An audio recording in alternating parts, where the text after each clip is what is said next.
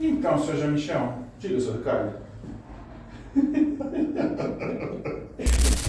me diz uma coisa, conta pra mim como é que foi que apareceu essa situação do terreno da Vasco Branco lá em Aveiro. Como surgiu essa situação, essa configuração de... Ricardo, eu vou falar para você. Eu acho muito legal, como a gente já trabalhou no Brasil, fazer uma comparação sempre na nossa cabeça. A gente faz uma comparação mental entre Brasil e Portugal, legislação. Eu já prestei serviço para a Austrália, então a gente consegue fazer uma relação das dificuldades. E eu achei muito interessante. Mas, do começo, a Vasco Branco é caminho nosso para ir para a imobiliária que nós estávamos na época. Minha esposa trabalha lá, nessa imobiliária. E nesse caminho, nós passávamos nesse terreno, um grande terreno, e um dia estava a placa lá do cliente vendendo. E nós passamos em frente e falei, vou chegar na imobiliária, vou avisar o pessoal para virem aqui angariar, tinha coisa para fazer. E o pessoal saiu, foi, angariou e conversou com os clientes. Os clientes acabaram de colocar a placa. Então a gente foi fresquinho o negócio. E eu perguntei, qual o valor? E eles falaram na época lá, o valor. Eu falei, mas como é que ele sabe? Ah, não sei. Eu falei, chama ele aqui, vamos conversar melhor, porque esse terreno está numa área boa, tem potencial e tal. E eu achei que merecia um pouco mais de atenção. Mas já eram assim vários proprietários juntos a colocar a área à venda, porque ali é uma grande pizza, né? Cheia de fatiazinhas. Não, mas nesse caso não. Nesse caso o que aconteceu? A gente encontrou um proprietário só. Até, na verdade, uma família, são 3 proprietários. Então até o momento a gente só estava vendo esse terreno específico, né? Quando nós entramos, conversamos com eles, eles falaram ok, e eu expliquei para eles, olha, a gente precisa entender o potencial do teu terreno, né? Sim. O PDM diz isso, vamos entrar com o PIP, eles aceitaram, como a gente tem feito geralmente, né? A gente faz com um ponto de risco nosso.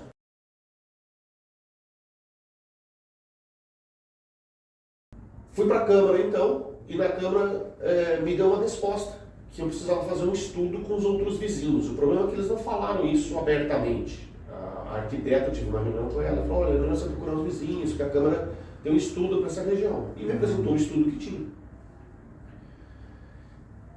Com isso, eu ainda tentei ficar um pouco relutante. Falei, mas escuta, ele tem um terreno, eu não posso fazer independente, tá? Falei, olha, é melhor você procurar os vizinhos. E deu a deixa. Eu falei com eles, nós insistimos novamente, sem fazer com os vizinhos, com algumas colocações, e aí eles mandaram uma resposta formal. Olha, a Câmara tem um estudo para a região que é necessário que os terrenos se juntem. E me chamaram para uma reunião e me explicaram a situação dessa região toda de Aveiro que tem um plano de estudo da Câmara. Não é um plano pormenor. Porque você vê que a configuração dos proprietários ali dos registros dos terrenos é uma coisa essencialmente agrícola, onde não existe um norte, um eixo que guia o desenvolvimento e o parcelamento do solo. Não.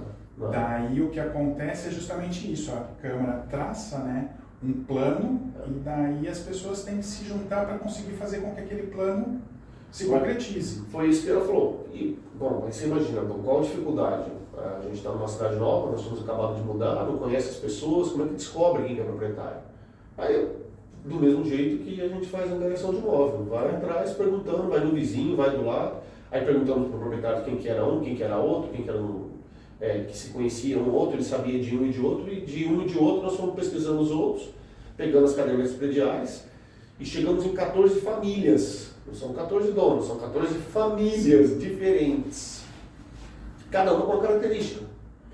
Um é um empresário que mexe com compra e venda de terreno, então ele já tem uma leitura que o terreno dele vale muito mais. Outros são herdeiros, outros são investidores, mas aqueles investidores que compram muito baratinho e querem vender tudo mais caro. Claro. Outro tem um pedacinho de uma grande construtora, quer dizer, foi uma colcha de retalhos. Uma colcha de detalhes, um quebra-cabeça interessante. Inclusive eu escutei isso do diretor da grande construtora. Falou, olha, parabéns, porque você fez algo que não é usual e não é fácil de se fazer, né? Não. E aí tiveram dificuldades, as pessoas não conhecem. Teve um dos clientes que eu fui na casa dele no final de semana, porque a gente estava chovendo o tempo inteiro, ninguém sabia quem que era o proprietário, e aí um vizinho achava que era em tal lugar, que conhecia o vô, que era o pai, e acabei chegando, e estava no chovendo, e ele me atende assim a 30 metros da porta chovendo, ele falando comigo, tipo, não me conhecia, né? Deixa eu entrar na casa dele no final de semana, enfim, essas coisas. Mas a gente conseguiu chegar num denominador comum que eu acho interessante. Que bom, né? Assim favoreceu que o arquiteto pudesse dar uma ordem e entrar com um PIP ali. Fazer uma proposta para justamente conseguir concretizar o plano da Câmara. A arquiteto entrou de um jeito muito inteligente. Eu acho que essa parceria que nós dois fizemos foi muito interessante, porque a gente conseguiu enxergar como um todo. Né? Então a Câmara pegou aquilo ali e bolou de uma forma que ela entende que é o ideal. Sim. Só que existem alguns proprietários que não querem vender, que não querem participar disso agora. Existe um proprietário que tem uma casa que acabou de reformar, a casa dele é linda, sim, ele não quer fazer nada no terreno dele, de construção nesse momento. A Câmara quer que mude o traçado da rua que passa por cima da casa dele, então se ele aprovasse o PIP tem que derrubar a casa, então ele não quis. Então nós fomos fazendo toda uma lógica e uma organização para... Uma composição. Que não foi fácil, porque cada hora que você vai conversando com um, as ideias também mudam, os pensamentos, sim, mudam. Olha, vamos colocar então, é uma quadra, né? A rua de trás não existe ainda, tem que abrir toda uma rua. Para você fazer isso, você precisa que os proprietários doem, então a área pública para a Câmara fazer a rua, sem custo nenhum. Tem proprietários que não querem fazer isso nesse momento, tem pessoas que são idosas, enfim, teve que fazer toda uma reorganização. Eu acho que a gente chegou num denominador comum muito interessante. Sim, porque daí a gente parte do ideal da Câmara até o possível com a composição, exatamente, dos proprietários. Exatamente. Onde haja uma concordância mútua e chegue-se a uma coisa factível, perto ou mirando naquele ideal. Exatamente. E ali tem uma situação interessante que todos eles, nesse caso os 7 que sobraram, vamos dizer, os 7 que ficaram, que conseguiram fazer um bloco de 7 lindeiros, um do lado do outro, um vizinho do lado do outro. São 8, não são? São 8, verdade, são 8 terrenos, todos eles já doaram uma grande parte para passar a Avenida Vasco Branco. E tem um protocolo com a Câmara, que eles poderiam então fazer um prédio de 4 andares e tal. A Câmara hoje ali pode ser feito um prédio de 6 andares, não mais 4, como foi feito na época. Só que os afastamentos têm que ser maiores. Então a área verde que está ficando, se eu não me engano, acho que você fez a conta ontem, né? Sim, sim. Mais de 60%, né? São 60%. Então, na verdade deu justo 60%. Então 60% da área toda está ficando com uma área permeável, com uma área verde. Então vai ficar um empreendimento muito generoso, né? Para quem for construir vai ficar muito legal, a ideia vai ficar muito boa. Sim, é uma situação urbana mais solta, mais livre, que vai permitir a fruição da população do espaço público, que se utilize de uma forma contínua, e que tenha as vistas desimpedidas, e que vai ser muito mais aprazível. O que você acha, Ricardo, quando você olha isso, por exemplo, você ajudou bastante, você participou bem desse processo, o que você acha quando a Câmara faz esse tipo de leitura, quando você faz um comparativo, como você já trabalhou no Brasil, eu não estou dizendo para comparar esse tipo de qualidade, não, mas de ideias, assim. Você acha que é uma evolução o que as câmaras fazem aqui, ou é uma interferência muito grande? Como que você faz a leitura em cima disso, como arquiteto? Eu acho que é uma evolução muito grande do pensamento, porque eu nunca vi, por exemplo, no Brasil, algo que fosse tão progressista quanto esse pensamento. Você tem uma situação urbana consolidada aqui nas cidades mais antigas, onde você tem a quadra, que é o bloco, com o miolo livre, que é uma coisa usual de séculos. Sim. Né? E daí, de repente, você passa para uma implantação praticamente modernista, né? Lembrando Le Corbusier, com os espaços abertos e os edifícios implantados isoladamente. Inclusive, você deu uma sugestão que eu achei legal, né? Devia colocar todos esses prédios em pilotis, né? Porque ficava tudo aberto, exato, né? Ficaria lindíssimo, né? Exato, ficaria muito mais democrático. Quando você pensa na população do entorno, né? Sim. Eu tinha uma coisa que eu usava no Brasil, eu falava com alguns amigos, que eram arquitetos. Falava, o difícil da arquitetura é você casar o aspecto externo do prédio, porque o aspecto externo não é para o morador, o aspecto externo é para a cidade, é como se fosse uma obra de arte para a cidade, todos estão contemplando, né? Sim. Com com o uso interno de cada apartamento. Então, você conseguir fazer uma fachada que fique agradável, que fique linda, que fique bonita, e dentro também o apartamento ser usual, ser bem distribuído, ter uma ambientação. O pessoal fala, é só um desenho. Cara, não entende nada. Quem fala isso é só um desenho, não entende nada de arquitetura. Mas você sabe que eu acho que aqui é bem mais fácil de fazer isso. Porque no final das contas, como você tem uma situação social que permite com que você não tenha grandes barreiras para chegar até o edifício, sim. Então não é como no Brasil que você cria grandes condomínios e grandes barreiras e praticamente o prédio fica escondido. E você às vezes faz o loteamento isolado, né? Nos condomínios fechados, as pessoas acabam não tendo acesso, né? As pessoas não circulam na rua, não existe uma convivência. Aqui não, aqui é o contrário. E aqui também não tem a segregação no sentido de bairros, né?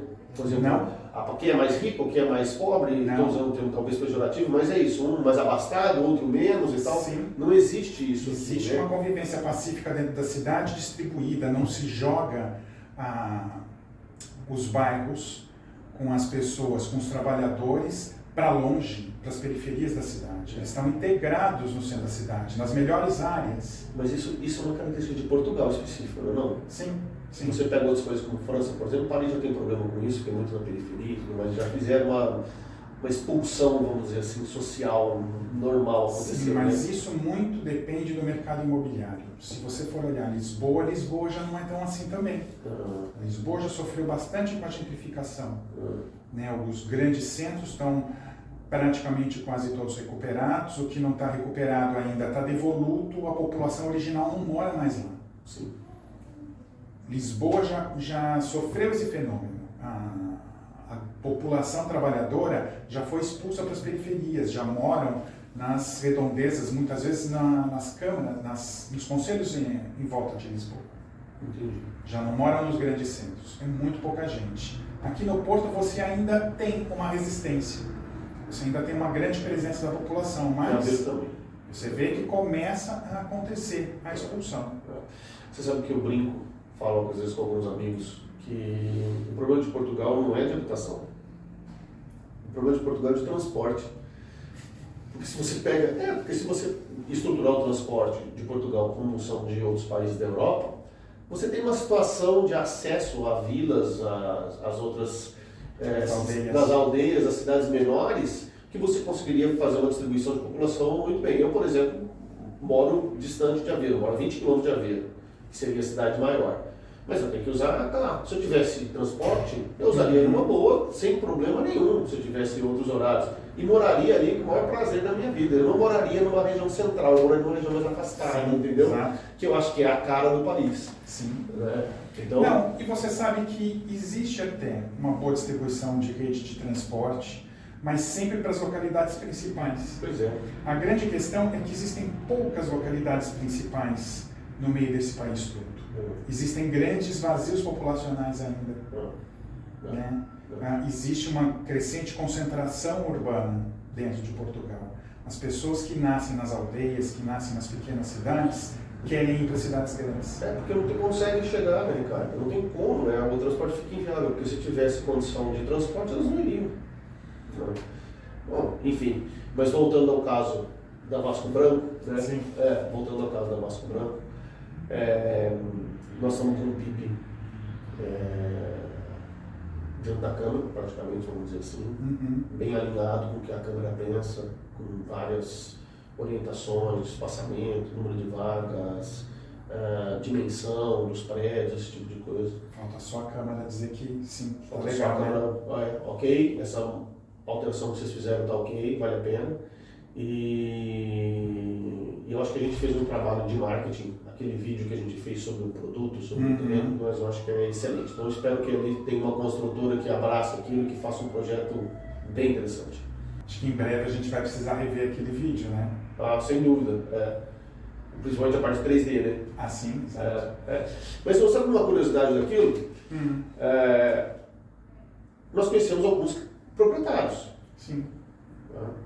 Os proprietários, pela forma como nós os atendemos e tudo mais, trouxeram outros imóveis para dentro do business para poder ser comercializado. Então o primeiro proprietário já trouxe mais 2 terrenos, Um dos proprietários tem várias áreas, já falou com a gente que a gente pode trabalhar mais para frente com as áreas dele. Uma cliente já trouxe um outro terreno. Esses dias procuraram 2 para mostrar uma outra área que também tem um estudo que eles não sabiam, vieram conversar comigo aí, que a gente foi procurar e descobriu que tinha um estudo. Hoje nós estamos aqui no Porto, mais à tarde nós vamos ver um outro apartamento que foi um cliente. Então é muito interessante a forma que as coisas vão se desenvolvendo. Coisa que se desdobra, né? Como uma coisa se desdobra. Pelo simples fato da gente pegar e trabalhar tecnicamente de uma forma aberta, né, vamos dizer, democrática, falar, olha, isso pode ser feito, isso não pode, a Câmara quer isso, de você ir organizando de uma forma que todo mundo consiga chegar naquele denominador comum, né? Entidade pública, os proprietários, chegar num preço que a construtora consiga comprar para poder construir, enfim, tudo fazer um enquadramento do negócio como um todo. Eu acho que valeu a pena. Sim, com certeza. E eu acho que a gente consegue fazer isso em várias outras situações, porque existem várias outras situações idênticas pelo país todo. Isso é o nosso objetivo.